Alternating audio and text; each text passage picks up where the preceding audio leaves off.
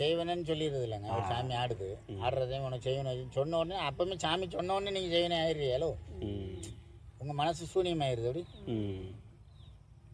உங்களுக்கு சூனியமே ஒருத்தன் வச்சிருக்கட்டுங்க, என்கிட்ட நீங்கள் வாரீங்க, நான் அதெல்லாம் ஒன்றும் இல்லை அப்படின்னு சொல்லி நான் என்ன பண்ணுறேன், உங்களுக்கு ஊக்கச்சோன்னு நீங்கள் என்ன ஆயிரியா, அந்த செகண்ட்லேயே மனதளவில் நீங்கள் வெளியே வந்துடுறீ. எப்படி செய்வனை முடிஞ்சு போச்சா, என்ன நீங்கள் நம்பிட்டீங்கன்னா முடிஞ்சு போச்சு. எப்படி நம்பலைன்னா முடியலை, செய்வனை இருந்துக்கிட்டே இருக்கும் உங்கள் மனசுக்குள்ள. எப்படி அப்போ அது உங்களை என்ன எப்போதும் வேதனைப்படுத்திக்கிட்டே இருக்கும்.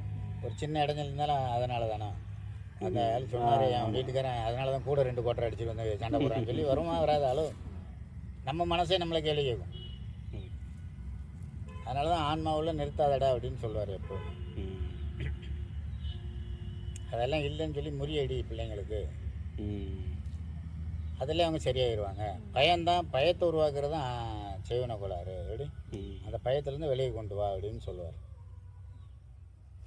நிறைய பிள்ளைங்க பயத்தினால தான் என்ன பண்ணுறாங்க, அங்கங்கே போய் பரிகாரம் பண்ணணும்னு சொல்லி போகிறாங்க. போகும்போது அவன் பரிகாரம் பண்ணோன்னு பரிகாரம் பண்ணிட்டு நடக்காதுன்ற ஒரு எண்ணத்தை மாற்றுறதுக்கு தான் அந்த பரிகாரம். மற்ற ஒரு செய்வனையெல்லாம் எடுக்கலை அவர். சொல்கிற புரியுதா உங்களுக்கு? துட்டையும் நீங்கள் இழந்துட்டு பூஜையும் போட்டு ஒன்றும் இல்லாமல் வெளியே வீட்டுக்கு வர போறிய, அதே தான் நடக்கும், எப்போ நடக்குதோ உனக்கு நடந்துக்கிட்டு இருக்கோம் அப்படின்பார். அதை மாற்றியாம அப்படின்னு சொல்லுவார். எல்லா பிள்ளையும் நம்ம சொல்கிறது கேட்குமா? கேட்காது. காரணம் புரிதல் இல்லாத பிள்ளைங்க அப்புறம் எப்படி கேட்கும்? அந்த மாதிரி பூஜை போட்டால் தான் கொஞ்சம் தெம்பு வரும், எல்லாம் தெம்பு வராது.